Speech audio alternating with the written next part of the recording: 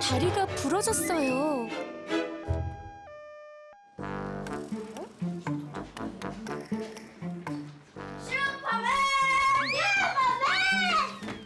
야, 그게 뭐냐? 이 정도는 돼야지. 뭐 하는 거야? 내려와. 그러다 다쳐. 괜찮거든? 슈퍼맨!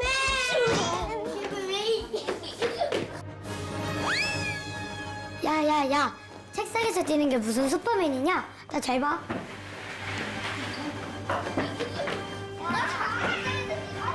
너는 또 왜 그래? 빨리 안 내려오면 선생님한테 이른다. 이러기 전에 내려갈 거지롱. 진짜 슈퍼맨 출동!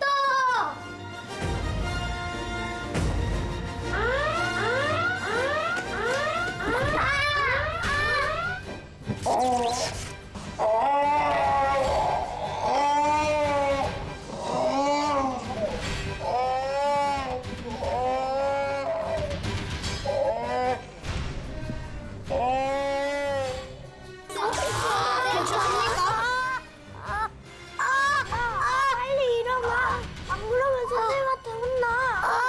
야, 아프다잖아. 선생님한테 말씀드리고 오자. 안 돼. 그럼 나랑 현진이랑 혼날 거야. 야, 빨리 일으켜 세우자.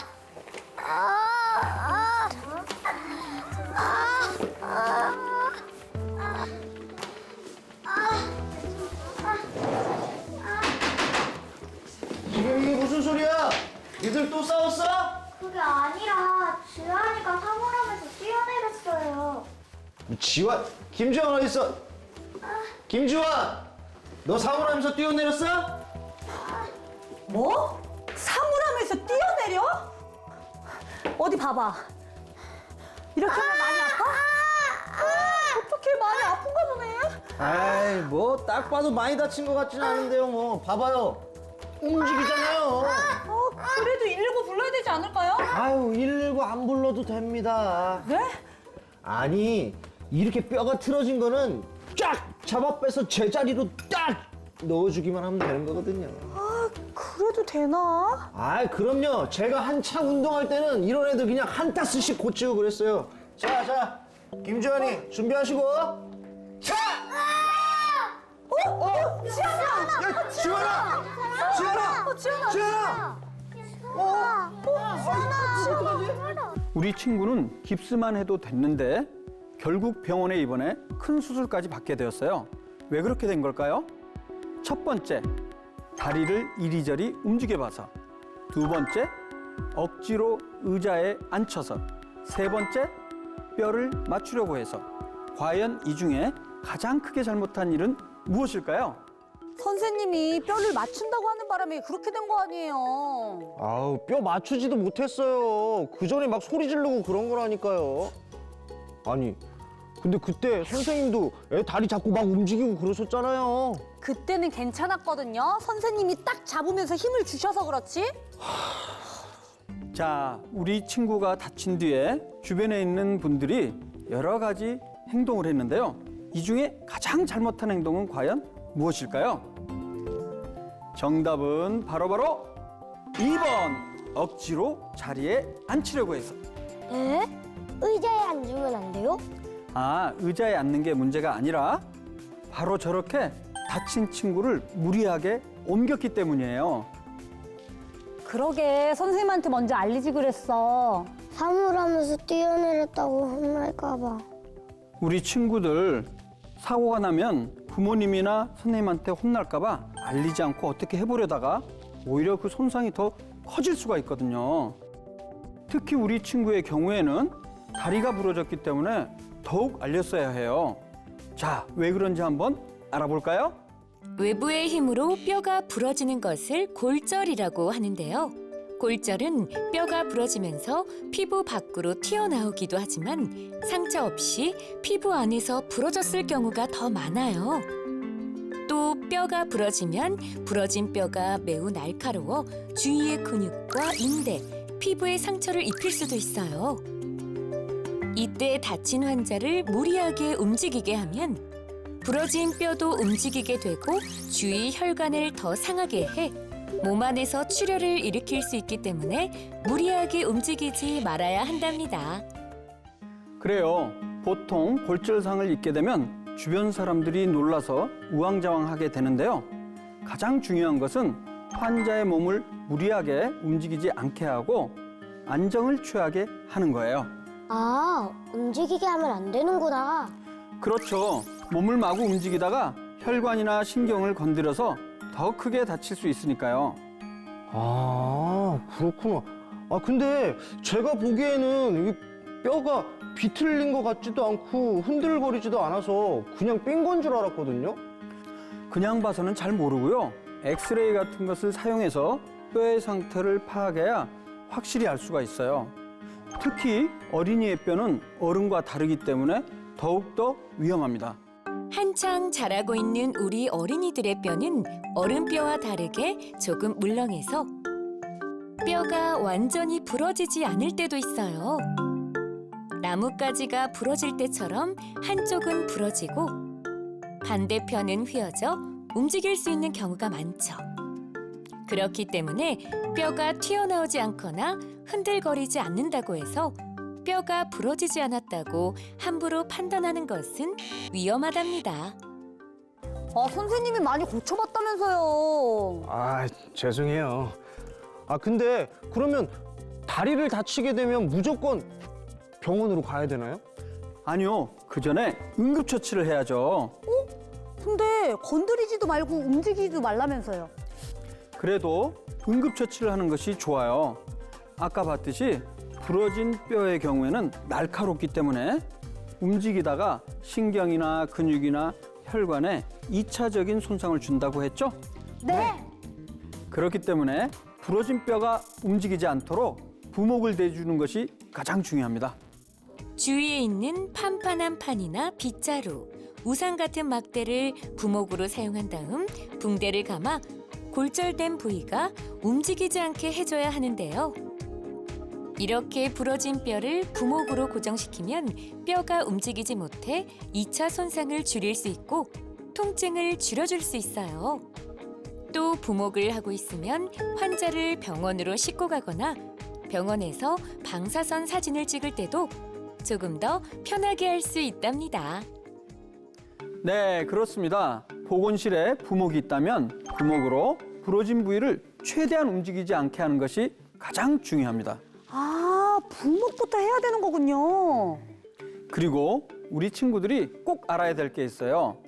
우리 친구들은 슈퍼맨이 아니니까 절대로 뛰어다니지 않아야 한다는 사실 꼭 잊지 마세요. 네. 아, 뛰어내리지 말걸. 자, 우리 친구들과 선생님들 앞으로 잘할 수 있겠죠? 네! 시간대 돌리기 삐뽀삐뽀.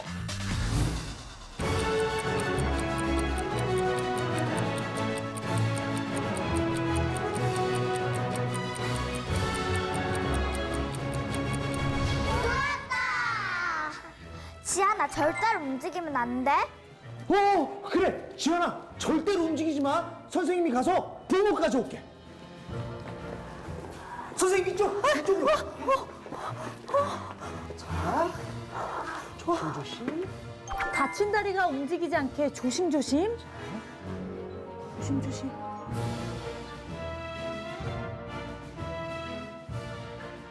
자, 자. 엎이자 지현아. 자, 병원으로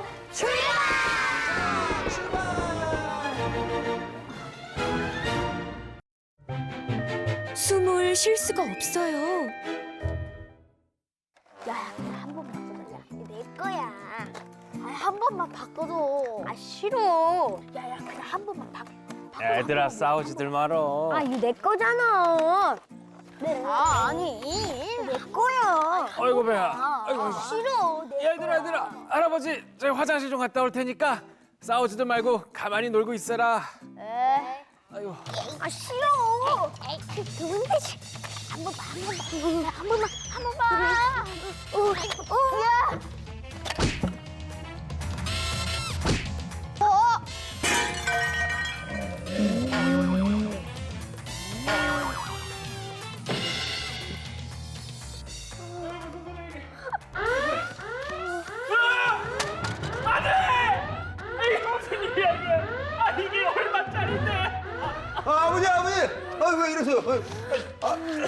아이고 이거. 아니야, 얘가. 야, 아니 이게 뭘 아니야? 할배가 저기서 가만히 놀라고 그러고 했어, 안 그랬어? 얘는 왜 이래? 아유 혼날까봐 그러지 왜 그래요? 아니야. 괜찮아? 엄마, 얘 깨병 아닌 것 같아. 아니, 꾀병이 아니긴. 걸령아, 너 숨을 못 쉬겠어? 야, 심폐소생술! 빨리! 아버지, 빨리! 어떻게? 숨이 멎은 것도 아닌데 심폐소생술을 왜 해? 숨을 못 쉬잖아! 걸려봐! 도장이 없어도 돼! 야, 죽지 마! 야, 죽지 마! 왜 손을 벌벌 떨고 그러냐? 주물러! 엄마, 공룡이 왜 이래? 나 이거 TV에서 봤는데 비닐봉지. 아니, 비닐봉지는 또 뭐야? 아버지, 주물러! 아버지, 119에 전화해, 빨리! 119! 그래. 주물러! 여보세요, 119죠. 우리 숨주가 숨을 안 쉬어요. 빨리 오세요. 숨 못 쉬는데 무슨 팔다리를 주물러요? 팔다리를 막 떠니까 주물르는 거지? 빨리. 내가 이거 TV에서 봤는데 이럴 때는 그 과호흡이라고 하는 건데 이걸 비닐봉지에 입에 대고 숨을 쉬면은 된대요. 아니! 숨을 못 쉬는데 비닐봉지를 왜 씌워? 걸려봐, 일어나. 내가 이거 TV에서 봤는데 이럴 때는 입에다가 꽉 막아가지고 숨을 쉬면은 된대요. 심폐소생술을 해야 된다고. 아니라니까요. 자, 걸려가 숨 쉬어.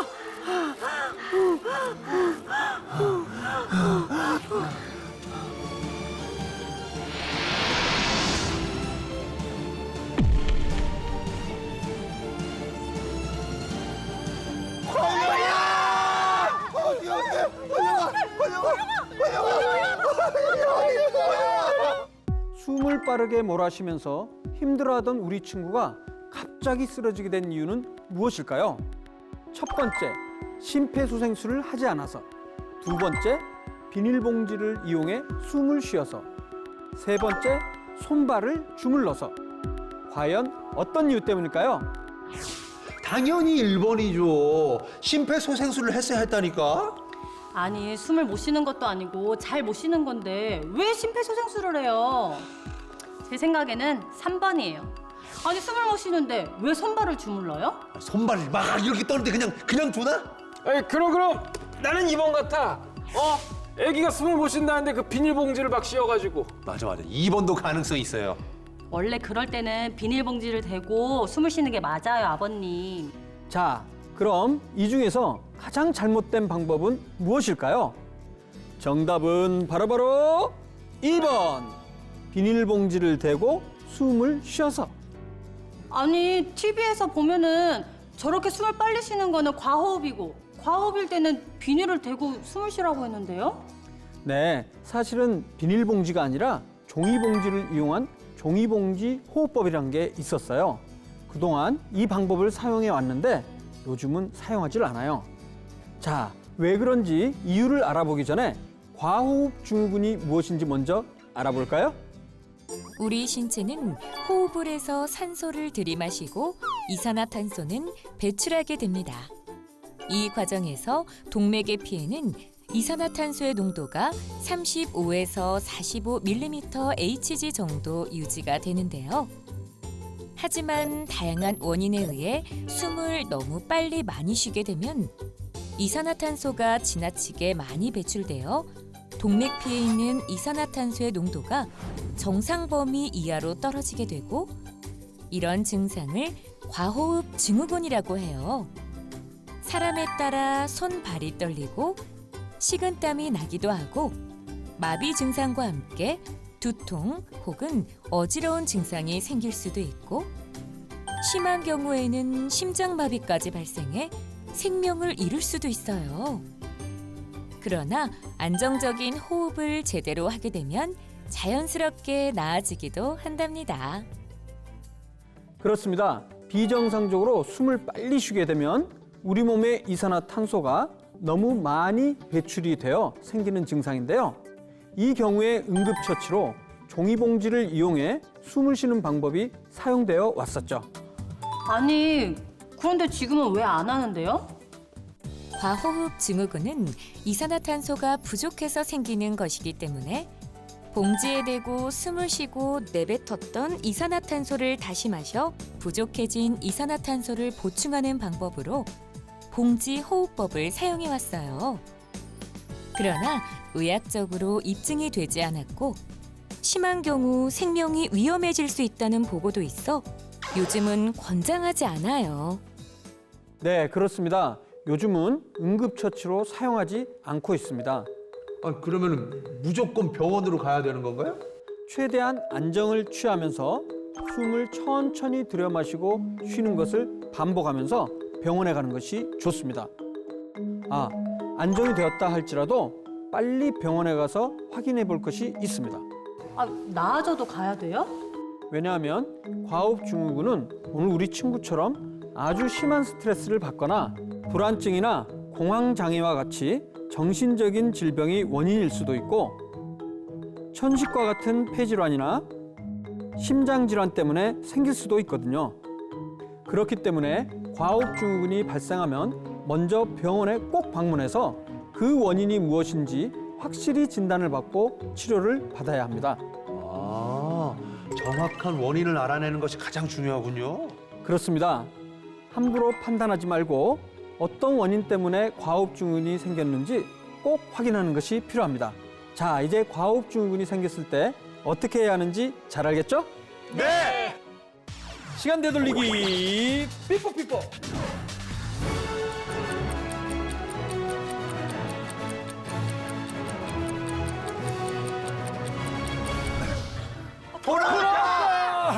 걸령아, 마음을 편하게 먹어야 돼.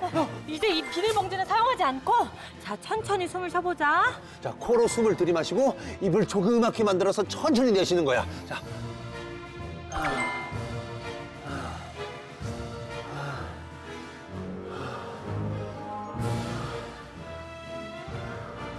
저 이제 괜찮아진 것 같아요. 그래. 아유, 됐다. 자, 자, 안정이 됐으니까 정확한 원인을 찾으러 병원으로 출발! 가자. 아이고, 빨리. 이쪽. 머리를 쿵 부딪혔어요.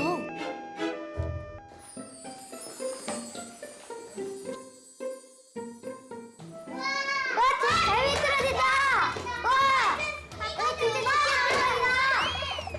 야, 좀 그만 좀 타라고! 싫어, 계속 탈 거지? 내려! 너 거기서! 싫어, 계속 탈 거지? 아, 너 조심하고!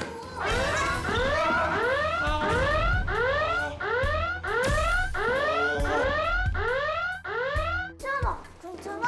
지연아! 참 이놈들이 날마다 사고를 치네 진짜. 지연아 정신 차려봐. 지연아 정신 차려봐. 지연아 정신 차려봐. 지연아, 이게 어떻게 된 거예요? 아니 그 미끄러져가지고 바닥에 머리를 좀 부딪힌 것 같은데 기절했나봐요. 안 깨어나는 거 아니에요? 아, 맞다. 심폐소생술 해야 되는 거 아니에요? 아이고 선생님 숨은 쉽니다. 이렇게 심장도 뛰고 그냥 뭐 좀 있으면 깨어날 거예요. 선생님, 119에 전화할까요? 아, 맞다. 119에 전화하자. 아이 지연아 정신 차려봐. 아, 저기 지연아! 기절했는데 이렇게 된다고 이게 일어나져요?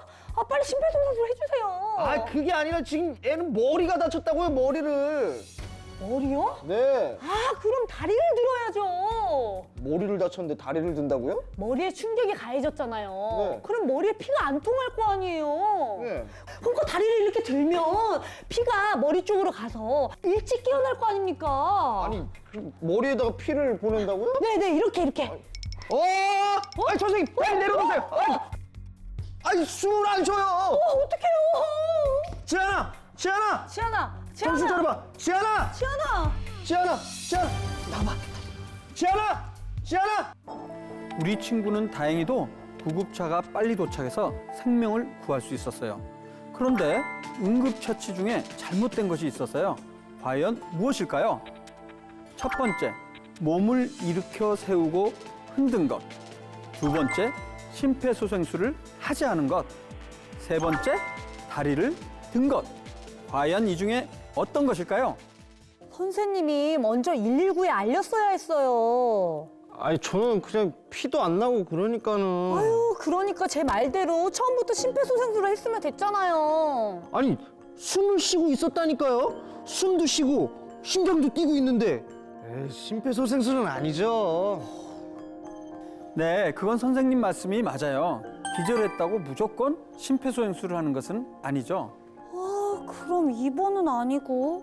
아, 맞다. 선생님이 머리에 충격 가했는데 막 흔들어서 그런 거 아닐까요? 아니 그건 아니죠. 선생님이 애 누워 있는데 다리 들어가지고 머리 쪽으로 막 피 보내고 그래서 그런 거 아니에요. 그리고 애가 머리를 다쳤는데 다리는 왜 듭니까? 다리는. 그런가? 자, 과연 무엇 때문인지 정답을 한번 알아볼까요? 정답은 바로 1번. 몸을 일으켜 세우고 흔들어서. 특히 몸을 일으켜 세우는 것은 아주 위험해요. 그래도 이렇게 해야 되지 않을까요? 네.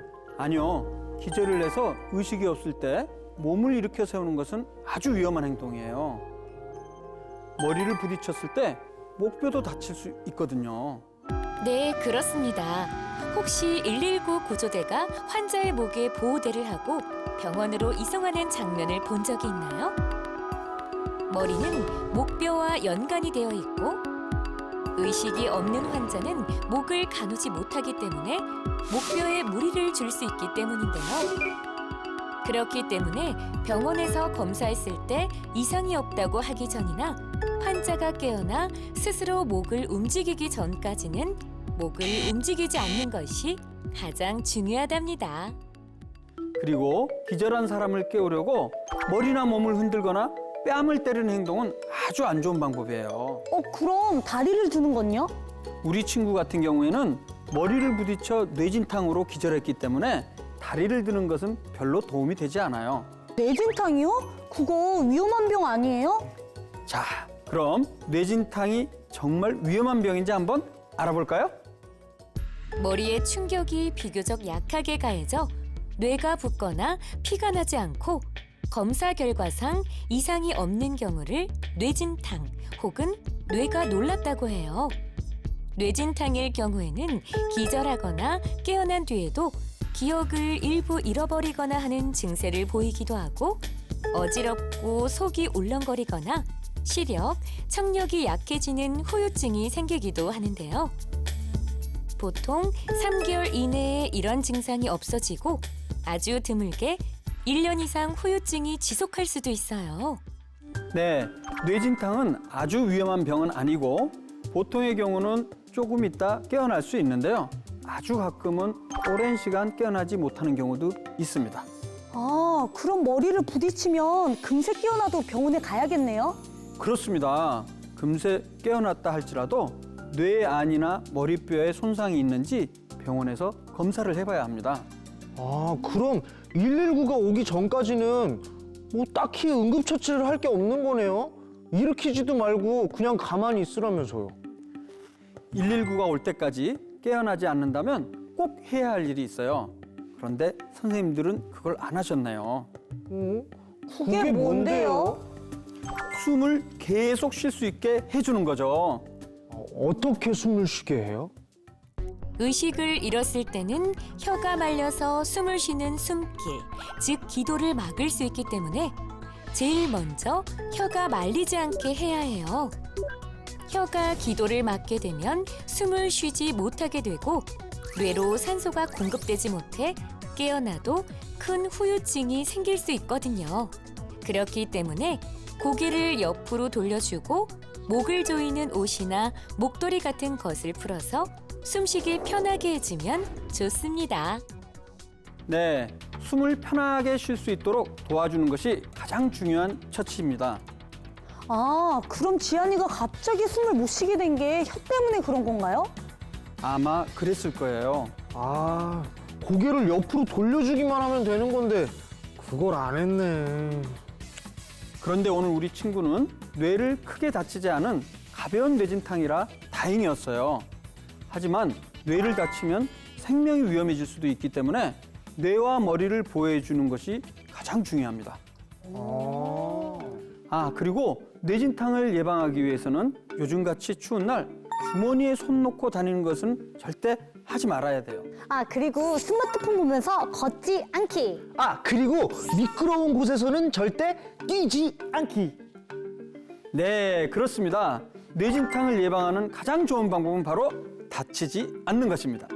자, 이제 우리 선생님들 응급처치 잘할 수 있겠죠? 네. 시간대 돌리기 삐뽀삐뽀.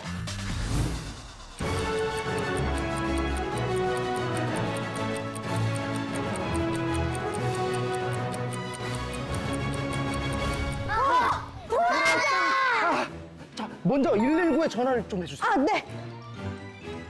아, 여보세요? 119죠? 아, 여기 확인해 주세요. 자, 그리고 고개를 옆으로 돌려서 숨 쉴 수 있는 공간을 확보하고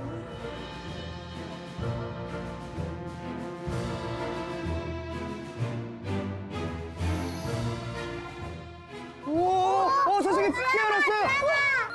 지안아, 내가 누군지 알겠어? 네, 담임 선생님. 그래. 일어나봐. 목은 좀 괜찮아, 지안아? 119 왔다. 그래. 지안아, 선생님한테 어필. 자, 다 같이 병원으로 고고!